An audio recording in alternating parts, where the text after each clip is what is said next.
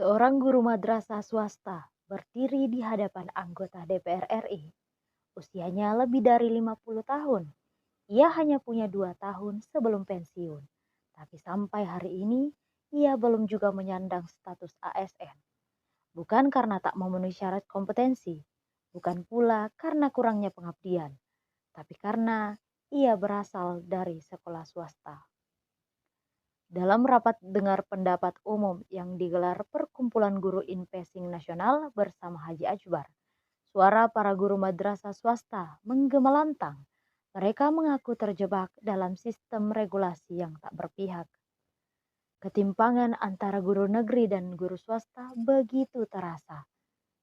Dalam proses rekrutmen ASN dan P3K, guru madrasah swasta seringkali tidak tercover meski sudah mengabdi belasan hingga puluhan tahun.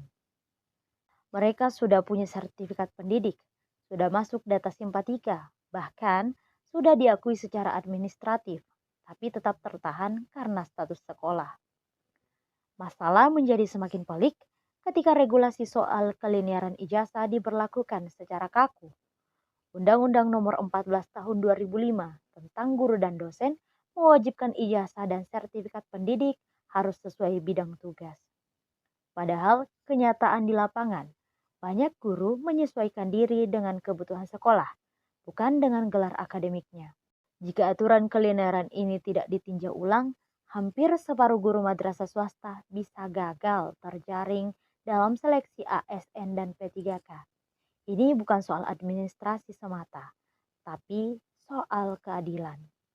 Beliau sudah tahu kinerjanya seperti apa itu non-PNS di bawah saya membawahi 5 PNS Pak 2 P3K. Dan saya sudah mengatakan kalau bisa jabatan ini bisa dipilih, tapi mereka mengatakan kalau masih bisa silakan. Insya Allah saya akan pegang gitu bahwa jabatan itu adalah titipan Pak. Yang dilihat adalah nawa itu saya pegang. Alhamdulillah hari ini Allah masih memberikan saya kesehatan untuk berdiri di depan bapak-bapak, ibu, saudara dan bapak. Dan hari ini juga saya baru melihat bapak bahwa yang namanya Pak Juar ini memang orangnya ada berkah menurut saya Pak. Insya Allah akan memberikan keberkahan buat guru kita. Satu Pak, sesuai dengan yang disampaikan tadi bapak, itu ada namanya berbasis data. Kalau saya Pak sangat setuju, karena namanya simpatika Pak. Kalau kita berbasis simpatika Pak, pasti tidak ada tambahan itu. Kerjasama dengan Pak Kasih, beliau adalah memegang data. Tidak akan bodong, karena selama ini saya sudah dibodongkan. Saya terdata Pak itu 2013 K2. PKN Pak, saya pada saat mendaftar, karena saya selalu mencoba, saya orangnya selalu mencoba Pak. Saya mau tahu seperti apa sih namanya ini BKN. Saya isi data, dan alhamdulillah kan ada GTK ya Pak Dr. Zain, saya dekat dengan beliau. Sempat diarahkan ke beliau, coba Bu Masni masuk lagi. Sampai saya dikasih Pak, coba ketik Bu Masni begini. Saya ketik lagi Pak, apa yang terbaca? Anda tidak terbaca regulasi. Oke saya makanya kalau ada yang bercerita, saya diam saja Pak, karena saya tahu.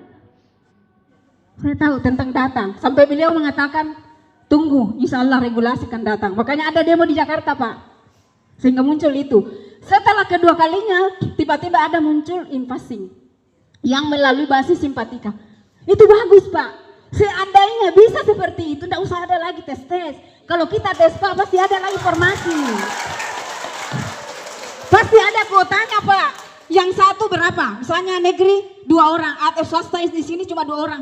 Bagaimana kasengin yang lain yang sudah bertahun-tahun mengabdi tidak akan terbaca sampai kita pensiun Pak. Kalau bisa ya, kalau kita berbasis ya bertahaplah seperti Prabowo. Siapa lagi namanya itu? SBY Pak. Saya kan masih di zamannya SBY Pak. Tapi saya selalu telan ludah Pak. Ada berkah lain di balik itu. Alhamdulillah kesehatan dikasih Allah, kan itu sangat berharga.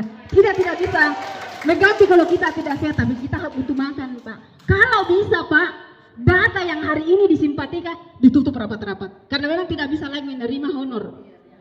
Kita lihat Pak pengabdian mereka. Saya mewakili non-PNS, PNS bukan non-PNS. Kalau kita bertahap Pak, pasti kita akan kaya. Tidak ada lagi yang miskin. Jadi kita berbasis data bagus Pak. Karena tidak ada yang dibodohkan. Karena saya lihat Pak, rata-rata ya telan. Saya sudah telepon ke kami, bicara langsung ke bagian kepegawaian, kawan kami ini kenapa selalu dibedakan ini negeri dengan swasta? Apa? Kalau kita berbaris data lebih enak lagi. Kita bertahap, sekian bulan ini, sekian tahun ini itu kan habis ini kita berapa Sulawesi Barat itu impasing. Saya kira itu perwakilan saya, mohon maaf Pak, saya berapi-api karena kami langsung apa?